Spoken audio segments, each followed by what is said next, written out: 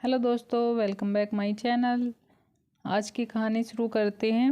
Summer कभी घर में ऑफिस की बात नहीं करता। यही कारण है कि उनके ऑफिस में कभी कभार होने वाली पार्टियां मेरे लेखन में इतनी महत्वपूर्ण है।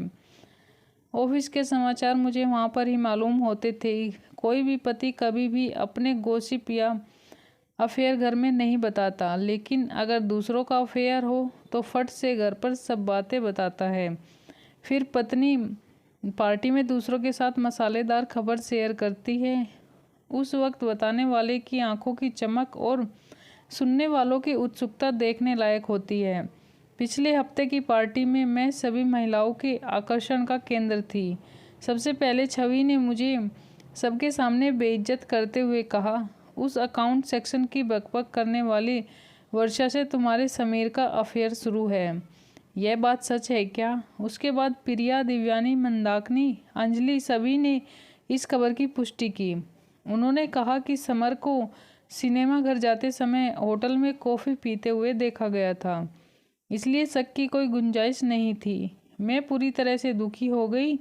मैं यहाँ ये दिखाने में सफल रही कि इस खबर का मुझ पर कोई असर नहीं हुआ। मुझे उनकी सलाह और हमदर्दी नहीं चाहिए थी, इसलिए मैं सीधे शौचालय में चली गई। वहाँ एकांत में मेरे मन में दो बातें घटित हुई। किसी भी तरह से ऐसे मामले में पति के साथ लड़ने से कोई फ़ायदा नहीं होगा। हमेशा लड़ाई का असर उल्टा होता है। दूसरी बात, ऐसे में रोने से कोई फ़ायदा नहीं होगा, फिर कुछ अलग चाल चलनी पड़ेगी। मैं वॉशरूम से निकलकर पार्टी हॉल में उनके मामले की गंभीरता का अंदाज़ा लगाने लगी। तभी मैंने समर और वर्षा को हॉल के एक कोने में मैंने दोनों को हंसते और बातें करते देखा। इस तरह मुझे अचानक अपने पास देखकर दोनों चौंक गए। यह इस बात का प्रमाण था कि उनके मन में चोर है। वर्षा थोड़ी खुश हुई जब मैंने उसकी तारीफ की कि तुम कितनी खूबसूरत दिखती हो और तुम्हारे कपड़े बहुत अच्छे हैं। फिर मैं थोड़ी इधर उधर की बातें करती रही। एक चुटकुला सुनाया, इससे उसे राहत मिली और वह खुलकर मुस्कुराने लगे। समर को मेरे व्यवहार में कुछ भी आपत्तिजनक नहीं लगा, इसलिए वह निश्चित हो गया और वहाँ से चला गया। दूसरे ग्रुप में बातें करने लगा। मैंने अपने गुस्से और नफरत को छुपाते हुए वर्षा के साथ काफ़ी समय बिताया, इसलिए मैंने वर्षा और समर को एक साथ आने का मौका ही नहीं दिया। मैंने वर्षा को बहुत बार कहा कि एक बार घर पर आओ ना। उसने कहा आऊँगी फिर कभी। आखिर में एक बार उसने मुझे घर आने का न्योता भी दिया, जो कि मैं चाहती थी। मैं मन ही मन उदास थी। समर के विश्वासघात से मैं पूरी तरह टूट चुकी थी। हालांकि मन में तय कर रही थी कि उन दोनों को कैसे सबक सिखाया जाए। यह सब तो हो जाने के बाद मैं घर वापस आई। घर वापस आने पर मेरी सास ने मेरे अवसाद पर ध्यान दिया। वह मुंह से कठोर है, लेकिन दिल से बहुत स्नेही थी। जब उन्होंने ज़्यादा जोर देकर पूछा तो मैंने उन्हें सब कुछ बता दिया। उसके बाद 2 दिन तक हमने ढेर सारे विचारों का आदान प्रदान किया। उनसे बात करके मेरे उदास मन को राहत मिली। कुछ दिनों के लिए समर टूर पर गया। मैंने बिल्कुल ठीक शनिवार चुना और सुबह करीब 10 बजे वर्षा के घर पहुंची। वर्षा ने मुस्कुराकर मेरा स्वागत किया, लेकिन उसकी आंखें चिंता और आश्चर्य से भरी थी। अरे, समय था तो इसलिए मिलने चली आई। मुझे तुम्हारी याद आई तो इसलिए आई। सोचा नई सहेली को मिलाई, इसलिए तुम्हारे घर आ गई। मैंने उसे अपनेपन से बोला। तुम्हारा स्वागत है। सोनाली, तुम शिव को क्यों नहीं लाई? मैंने ड्राइंग रूम में जाकर पूछा।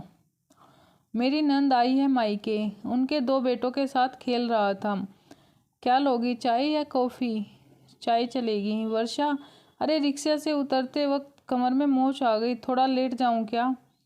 हाँ हाँ। उसने जल्दी से मुझे एक तकिया दिया और मैं आराम से उसके बिस्तर पर सो गई। वह चाय बनाने चली गई।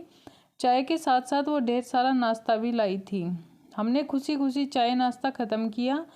जल्द ही हम कई विषय पर खुलकर बातें करने लगे। बात करते करते मैंने उसकी शादी की बात उठा दी। शादी की बात करते ही वह थोड़ी डर गई। मैंने उससे पूछा, क्या तुम लव मैरिज करोगे या अरेंज मैरिज? इस सवाल पर वह बौखला गई। देखूंगी क्या करना है, उसने जवाब दिया। तुम जैसे स्मार्ट देखने वाली लड़की के कई दोस्त होंगे, जरूर किसी से अफेयर होगा। बोलो ना, कौन है वह भाग्यशाली व्यक्ति? अब वह कैसे कहेगी कि उसका अफेयर मेरे ही पति से चल रहा है? तो मैंने उससे मुद्दे पर कुछ और समय निकालकर उससे प्रताड़ित किया। मुझे बहुत मज़ा आ रहा था। तभी मेरे मोबाइल फ़ोन पर 2 कॉल आई, एक मेरे सास का और दूसरा मेरे बीसी की सहेली का। मैंने उन दोनों से कहा कि अब वर्षा के घर आई हूँ। मुश्किल से आधा घंटा बीता था। तभी मेरे सास, मेरी नंद मीनाक्षी, उनके दोनों बच्चे और शिव सभी वर्षा के घर में दाखिल हुए। बच्चे सीधे टीवी की ओर बैठे और वह कार्टून चैनल लगाकर देखने लगे। सास और मीनाक्षी सोफे पर बैठकर मेरी कमर की मोच के बारे में बातचीत करने लगी। मम्मी जी, आप मेरी बहुत परवाह करती हो। तुम एक नंबर की बेपरवाह लड़की हो। 1000 बार बोला कि वजन कम करने को, प्रसार पर नियंत्रण रखें, इसलिए वजन से कमर में मोच तो आएगी ही ना। पर तुमसे तो किसकी सुननी ही नहीं। सास का ऐसा रूप अवतार को देखकर वर्षा डर गई। भाभी की आंखें तब खुलेंगी जब समर भैया एक खूबसूरत तितली के पीछे चलेंगे, मीनाक्षी ने कहा। इस पर सास भड़क उठी। तुम्हारे भैया के पैर तोड़ दूंगी और उस तितली के पर भी, समझी? मेरी सास ने मीनाक्षी को जवाब दिया। अरे माँ, मैं मजाक कर रही थी, क्या तुम नाराज हो गई? फिर मूर्खों जैसी बात क्यों कर रही हो? वर्षा अपनी उंगली या एक दूसरे में उलझाकर जमीन की तरफ नजर झुकाए खड़ी थी। मेरी सास की तरफ उसकी देखने की हिम्मत नहीं हुई। सास मुझे और मीनाक्षी को कहने लगी कि आज की लड़की में ना तो समझ है और ना ही सब्र। अपने गृहस्थी की देखभाल करने की अकल भी नहीं होती। फालतू में उसके लफड़े में पड़ना और प्रेम विवाह करना ठीक है क्या? जिस रास्ते पर आपका काम नहीं, उस रास्ते पर क्यों चलना? बराबर ना वर्षा? हाँ, वर्षा ने झिझकते हुए कहा। तुम्हारी शादी हो गई क्या?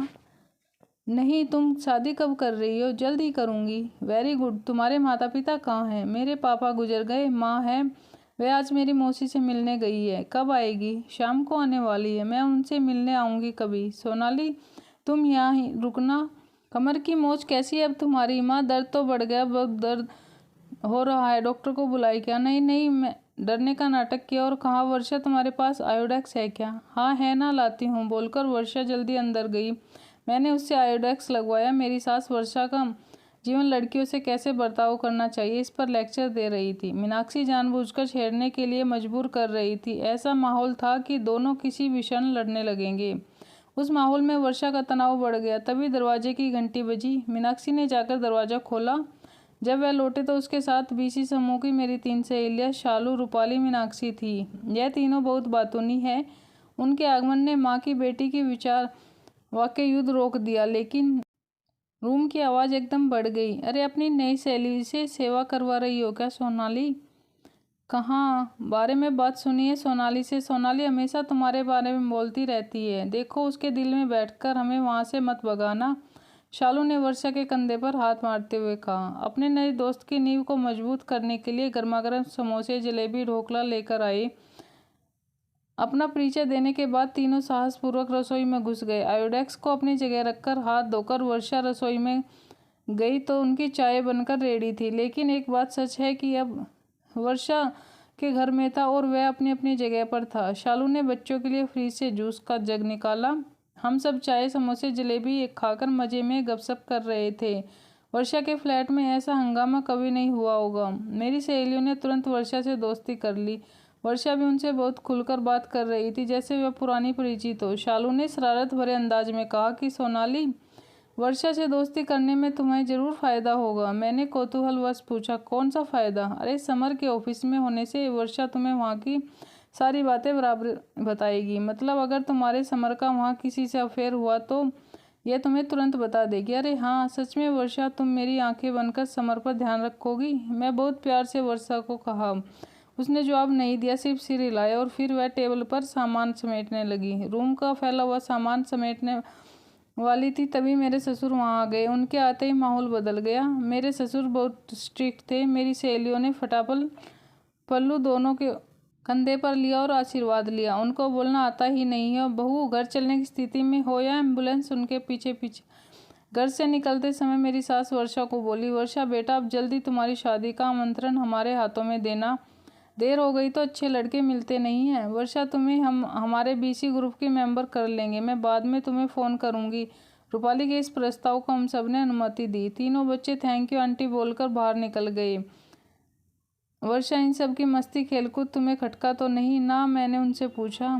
नहीं सोनाली, ये सब तो बहुत भले इंसान है, वह बोली, पर मन से वह थोड़ी नर्वस हो गई। तुम्हें कहती हूँ वर्षा, यह सचमुच भले इंसान है और सच कहे तो मुझे इनका ही आधार है। इनकी वजह से खुद को सुरक्षित समझती हूँ। हमेशा मेरी मदद करते हैं। मेरी गृहस्थी को कोई बुरी नज़र ना लगे, क्योंकि इनसे झगड़ा करना, इनको चैलेंज करना आसान बात नहीं है। ऐसे नसीब से मिलते हैं। खुद को सुरक्षित महसूस होना यह बहुत बड़ी बात होती है। वर्षा ने गर्दन हिलाई। संभल कर जाना, वर्षा ने कहा। हमने प्यार से एक दूसरे को अलविदा किया। सभी गाड़ी में बैठ चुके थे। समर मेरी राह देख रहे होंगे। मेरे कमर में मोच आई ही नहीं थी। सब कुछ तय किए मुताबिक प्लान किया था। मैंने 2 उंगलियों वो फिर विक्ट्री की निशानी करते हुए सबके चेहरे पर खुशी आ गई। दोस्तों, आज की कहानी आपको कैसी लगी कमेंट करके ज़रूर बताना। वीडियो अच्छी लगे तो लाइक और शेयर करें। चैनल पर पहली बार आए हैं तो चैनल को सब्सक्राइब करके ही जाएं।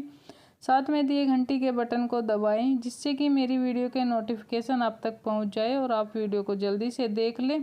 अपना कीमती समय देने के लिए धन्यवाद। मिलते हैं किसी नई वीडियो के साथ। तब तक के लिए बाय बाय।